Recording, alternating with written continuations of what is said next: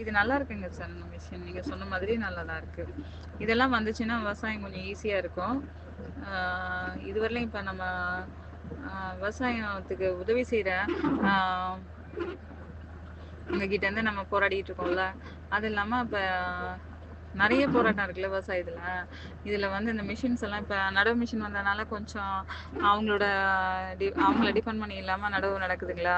அறுவடை மிஷின் வந்ததுனால மனுஷங்க உழைப்பு இல்லாம அது நடக்குதுங்களா. அது மாதிரி களை எடுக்கிற மிஷின் வந்துச்சுனாக்கா களை எடுத்துட்டோம்னாக்கா இதுல வந்து வேற யாரோட ஹெல்ப்பும் தேவையில்லை. இது நாங்க எல்லா டைரக்ஷன்லயும் ஓட்டுற அளவுக்கு நாங்க போட்டுட்டோம்னாக்கா இன்னும் ஈஸியா இருக்கும் எங்களுக்கு. நீங்க சொல்ற மாதிரி நல்ல நிலங்களுக்கெல்லாம் எப்படின்னாக்கா ஒரு மூட்டை ஒரு சிப்பம் விதைச்சிடுறது. விதைச்சிட்டு கிழக்கு மேற்கு வடக்கு தெற்கு ஓட்டுனாங்கனாக்கா அந்த நடுவுல இருக்க பயிர் வந்தாலே ஒரு நல்ல ஈல்டு 45 மூட்டை கிடைக்குங்க சார்.